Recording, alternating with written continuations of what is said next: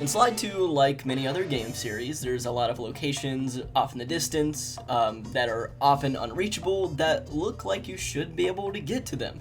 They look like they're just a natural part of the world that you're already exploring, and this is by design. The developers put these here for world building, to make it seem like the world is larger than it is. Today in this video, I wanted that to be the theme. There's plenty of places in Slide 2 that I wanted to go to when I was a kid, but obviously were unreachable by design. And most of the time, a lot of these locations and buildings aren't even solid. You can't even walk on them. But recently, a new Sly Cooper mod came out that allowed reaching these areas to be a lot easier. This map mastery mod makes it so that I can walk on water, air, and a bunch of different things to reach these unreachable areas. And I'll have links in the description for the download, the trailer, and the original creators, so you guys can check that out yourself.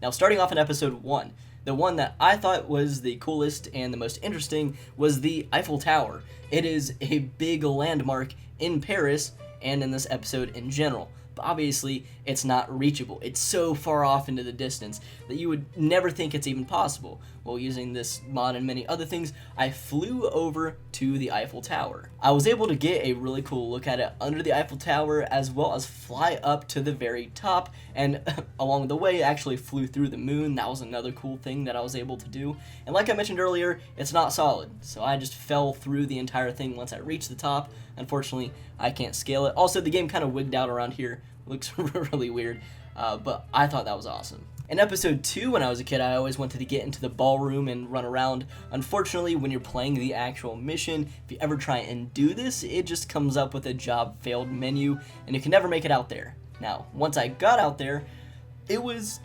kind of cool. It's definitely one of the more interesting ones, I would say. But getting up in there and just like walking around definitely breaks the illusion, and I never noticed that all of these attendees and party guests are just the same texture copied and pasted over and over and over again. There is not one single one that's different from the other, which I never noticed. But I would say the best part about this is that you can actually interact with a lot of the bosses from the game that are attending this party, including an early Rajan fight. The best part is that you actually don't need the mods or tools that I'm using. You can do this in Sly 2 on the PS2 or the PS3. I'm actually gonna have a video linked in the description on how to do this.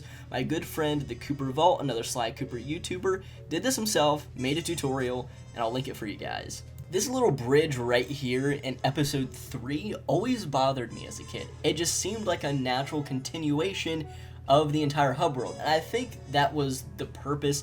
Like, this was supposed to be the route that Sly, Bentley, and Murray took to get here, because they seem to drive to all of these locations, which are like a remote island most of the time, which is pretty funny. I think this is like the game developers trying to make sense of that. I don't know if that was true or if there was supposed to be a more extended part of the hub world around this area. I have no answers. This is just what it looks like. It's absolutely nothing, and it's just empty. The physics are also really weird in this area, which I'm showing right now, so I definitely had some fun coming over here, but I was a little bit disappointed that it didn't extend at least a little farther. Episode 4, I think I've covered a couple of times when making Sly Cooper content, and that's the vault room. There is this stairway in the vault room that seems to lead somewhere, but it's blocked off by a bunch of boulders. I have no idea why this was here. I think this is definitely one of the instances where the developers actually had an idea for extending the vault room and just never got around to it, or there was time constraints where they scrapped it. But for some reason, they didn't just seal it off. They made it seem like it was unlockable, like eventually you could get back there. I don't know. I got back there, there's absolutely nothing, just a stairway that leads to a black void. Once again, the Cooper Vault made a tutorial on how to get back there in the actual game. I believe you can only do it in the PS3 version, but that will be in the description as well. Episode 5 kind of kept with that theme, and it was just a stairway that led to nothing. But when I was in the re-education tower and I saw those cutscenes of the characters moving around, going up and down the steps, I always wanted to get back there. Once again, it's a black void of nothing. We should expect this by now. We were never meant to see it because there was nothing there. It's just for world building. But if you ever were curious what the stairway looks like this way, there you go. In the first Canada episode, I always wanted to come out into this area with a moving train. Now, obviously, it never allows you to do that, but if you disable the hitboxes, you can just kind of walk on the ground even though the train is still moving. You keep moving with the train at all times. The way the level works is that the back section of it keeps despawning, and then in front of the train, they'll spawn in new chunks so that it's just a constant repeating cycle of new territory. So you can never just kind of like sit down and enjoy the same landscape. It'll keep loading in and out new landscapes, but it was still fun to explore. As a little bonus, I used the character switcher mod to switch in and out of characters. I moved Murray into like weird locations that I thought were really funny, and guards detected him, so they attacked him, and I don't know, I'm just gonna let the gameplay speak for itself on screen. I thought that was fun.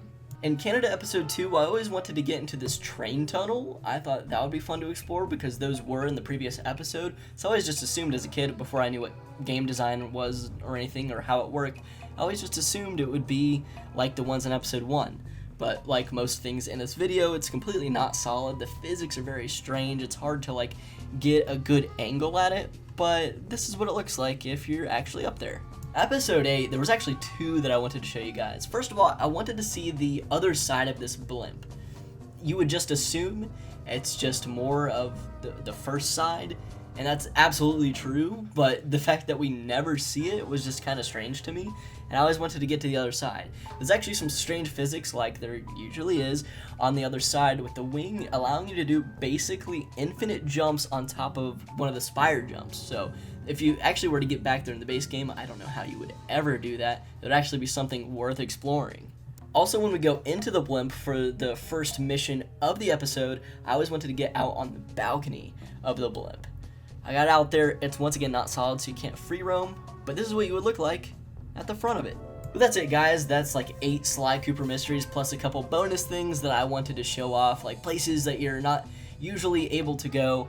This was one of my favorite videos to actually film because this is some of my favorite like glitches and tricks and stuff. Always has been. So if you want to see more, please let me know in the comments because I just need an excuse to do another one. And with that being said, everybody, thank you all so much for watching, and I'll catch you all in the next video. Peace.